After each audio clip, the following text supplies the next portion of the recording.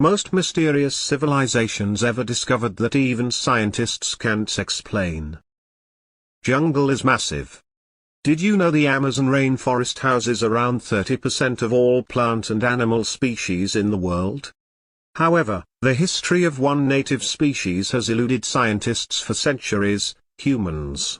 Human life in the Amazon was assumed to have never been anything more than a few scattered tribes. However, ongoing deforestation in Brazil's Acre state, which was long believed to be uninhabited, has revealed large, unnatural shapes in the ground known as geoglyphs. Whilst they look like little more than shallow ditches, they're actually the remains of a vast civilization. Across 5,000 square miles there are around 450 markings, with some measuring up to 1,300 feet wide. The huge hieroglyphs probably housed some sort of ceremonial buildings, where up to 1 million people could have congregated as recently as 550 years ago. In 2019, scans of the southwestern Amazon basin uncovered miles of elevated roads and pathways, and even pyramids over 70 ft tall. An astonishing 26 individual settlements were discovered, 2 of which were at least 250 acres each. That's 330 football pitches. Sheesh. The mysterious Kasaraib people lived here for hundreds of years and then just disappeared around 1400 AD. Family misfortunes. You and me, we're pretty smart. Since 1913, partial skull fossils found across South Africa have provided a potential new brainiest contender called the Boskop man. This presumed extinct human-like species could have lived as recently as 10,000 years ago. But compared to us, their skulls imply they had unusually large craniums, meaning our big-headed brethren's brains might have been a whopping 30% larger than ours. Whoa, their average IQ would have been around 149. Our brains are about 4-fold bigger than our ape relatives.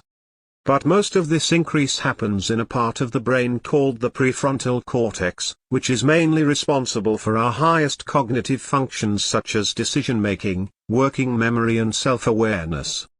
The actual motor functions of the brain that control our senses and movement don't really change. Where's my city? Perhaps the most mysterious ancient civilization is the one we've never found a trace of. It's Atlantis, the once grand city that ended up sinking beneath the ocean. The first records we have of Atlantis were written by the ancient Greek philosopher, Plato, who spoke of a great city just outside the Strait of Gibraltar. However, there was nothing to say Plato's Atlantis genuinely existed. For millennia, people just assumed he'd created an idealist version of his home, Athens.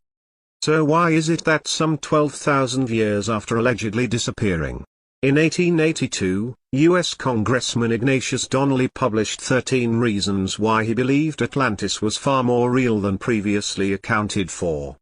And, no, he didn't scatter them around on little tapes. He wrote a book called The Antediluvian World, which proved to be highly influential. Then, in 1965, someone actually found Atlantis.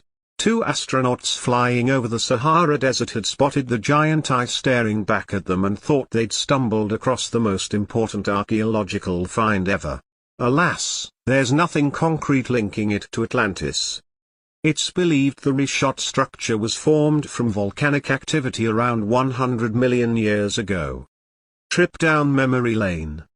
If you lived with the Cucutani Tripilia people, who settled in Eastern Europe around 7,500 years ago, home was less where the heart is, and more where the hearth is. Why?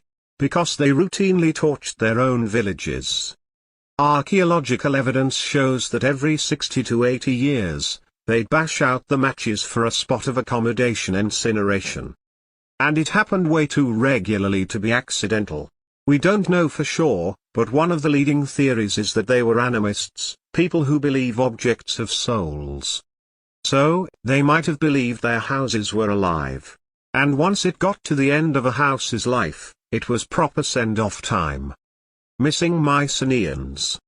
Despite being the OGs of ancient Greek society and true pioneers in architecture, engineering and language, come 1050 BC, they'd managed to totally lose themselves. There's lots of possibilities about what could have happened. Maybe it was an invasion from a neighboring civilization like the Dorians.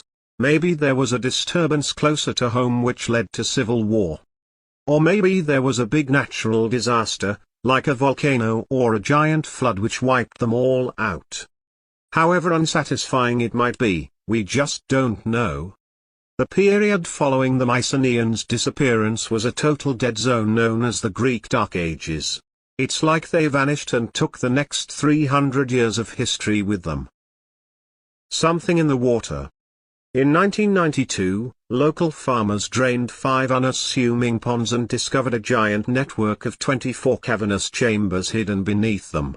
Directly beneath the 5 ponds were 5 main caves, each dropping nearly 100 feet underground and averaging a whopping 11,000 square feet.